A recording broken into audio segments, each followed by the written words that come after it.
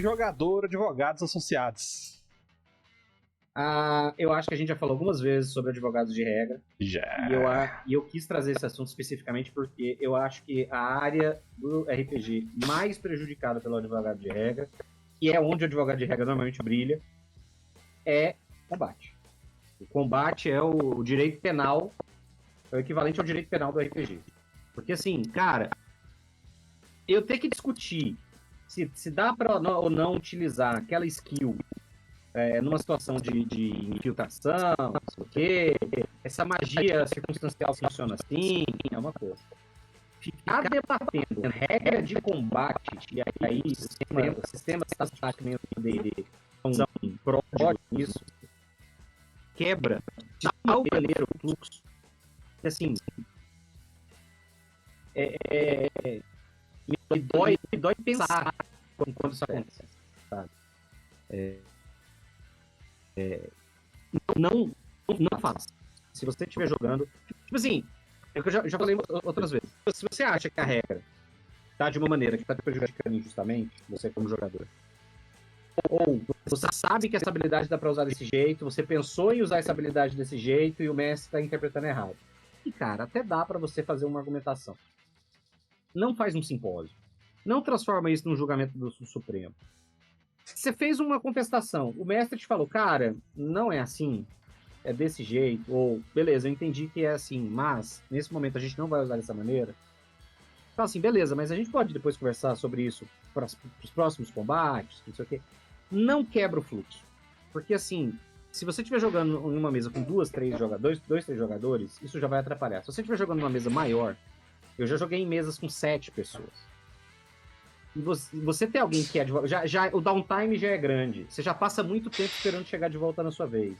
Você já passa um tempo ali sem fazer nada. Se um jogador resolve entrar numa longa discussão com o mestre sobre aquele assunto, você esquece. Acabou a imersão. Você vai fazer outra coisa. A sua mente viaja. E isso já acontecia antes, quando eu jogava de mesa e eu não tinha celular na mão. Imagina hoje. Entendeu? Então, assim, nada quebra mais o fluxo durante o combate do que um longo e detalhado discussão sobre se esse talento funciona dessa maneira ou não, se essa magia pode ser utilizada dessa maneira ou não, sei lá. Então, logo em combate, que deve ser um assunto, que deveria ser a coisa mais dinâmica. Porque quando você pensa em combate, principalmente no D&D, você tá fazendo uma descrição, você tá fazendo uma narração de coisas que estão acontecendo em intervalos de segundos. E aí, as pessoas estão quebrando o fluxo e você fala assim, cara, não é possível que a gente tá 2 horas e se passaram dentro da história 30 segundos. E a gente tá 2 horas jogando. 2 horas discutindo regras, não sei o que e tal. Então, assim, não seja. Se tem um tema pra você ser menos advogado de regra, é combate. E a tendência é ser mais advogado de combate, de regra. Porque combate, especialmente sistema tático, é o que mais tem regra. No outro a gente tem uma máxima, e aí eu só sei o termo dela em inglês, porque a maioria das sistemas que eu leio são em inglês, que é rulings over rules, que é tipo decidiu fazer acordar ali ao invés de ter um roll, sabe? Em vez de ter um rules as written, porque raramente o old school vai ter uma regra escrita daquilo, que é um dos princípios do old school, né? Tipo, ter menos regras, ser mais leve em relação às regras e as coisas irem sendo decididas à medida que vão surgindo. Então, se você pegou um talento novo, alguma coisa nova assim, na sessão, final de uma sessão, dá uma lida nela durante a semana, conversa com o mestre durante a semana para saber como que vai utilizar, para já entrar em um acordo. Não espere, igual o Marcelo falou, a hora do combate, na hora que você estiver utilizando, para começar a ler o que o talento que você pegou faz, e querer discutir as circunstâncias do talento que você pegou. Porque senão você só vai arrastar ainda mais o combate ali, que já é uma coisa, novamente, né, já é uma coisa demorada, e aí se você fica nessa de resolver discutir a regra, que já deveria ter sido discutido no decorrer de toda a semana, durante o combate, aí você vai enrolar ainda mais a vida de todo mundo. Mano, pior nem é isso. Pior é quando você junta o advogado com o combeiro. Porque como é que funciona? Combeiro, você que assiste vídeos de RPG na internet e que fica procurando combos, você vai ver os canais funcionando assim. Eles vão pegar uma coisa massa do sistema que você pode combinar com outras e fazer uma terceira coisa. Só que eles vão esquecer e ignorar todos os poréns. Então ele vai querer fazer o clérigo se casar com 22 mortos-vivos para ter mais 40 de CA. E esquece que o casamento tem que ser, primeiro, consensual. Segundo, você não casa a si mesmo, alguém tem que te casar.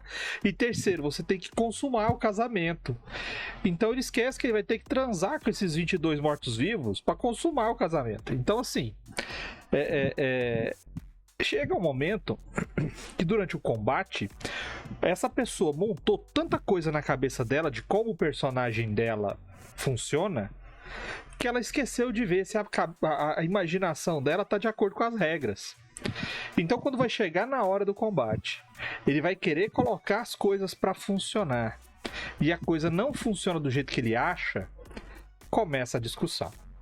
Nossa, e é uma coisa que eu, como eu mestro muito mais do que jogo, 99,9% das vezes eu tô mestrando e não jogando, cara, eu encontro isso demais.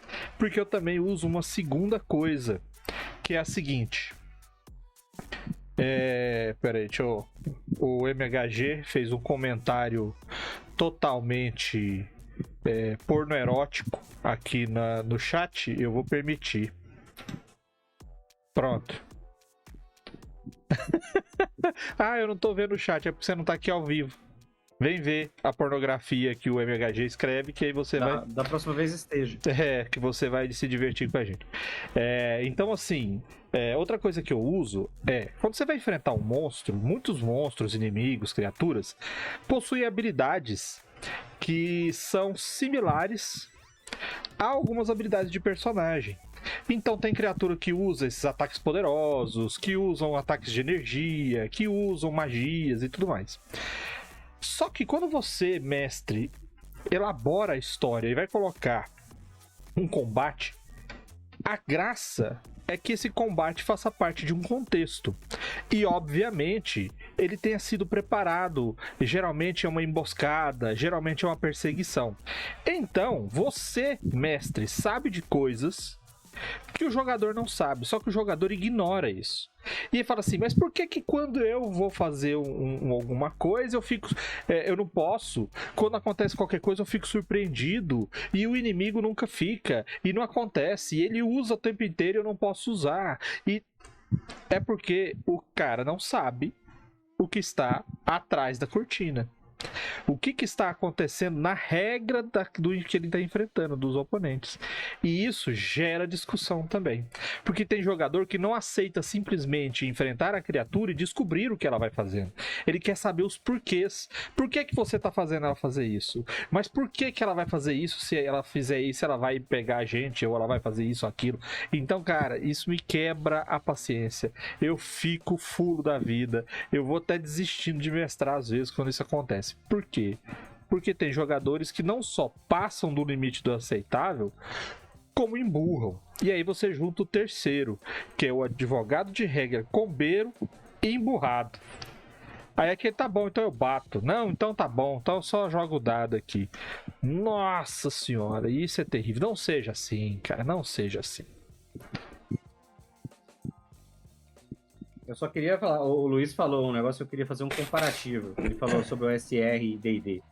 Eu acho que o risco pro OSR é a mesma comparação entre a Constituição americana e a Constituição brasileira. Porque a Constituição brasileira é toda cheia de detalhe, nuance e o cacete, mas isso torna muito mais fácil para quem tá advogando e decidindo as coisas, saber quando aquilo tá funcionando ou não. O OSR é a Constituição americana. Tá lá, a gente tá vendo o que tá acontecendo. Todo mundo fala assim, pode fazer isso? Talvez. Talvez, se pá. Quem decide é você.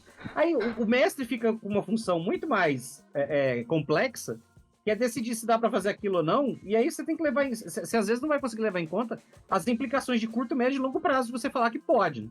Dali a pouco é aquilo que eu falo sobre regra da casa.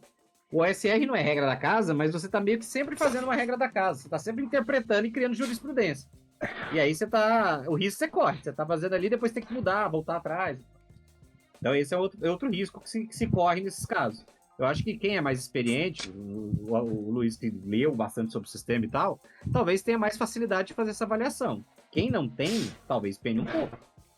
Mas é igual aprender a nadar na piscininha e aprender a nadar no rio, né? Quem aprendeu a nadar no rio sabe como é que é. Se cair na piscininha, nada. E quem nada no rio, na piscininha, se cair no rio, não nada, não. O problema é que você vai aprender a nadar no rio e morrer. É, mas mestrar não tem problema, né? Às vezes você desiste. Olha lá. Morrer para o RPG. Morre para você, filho ingrato. Então vamos lá. Este então é um assunto que você verá em outros papos de mestre no futuro, porque são coisas eternas no RPG.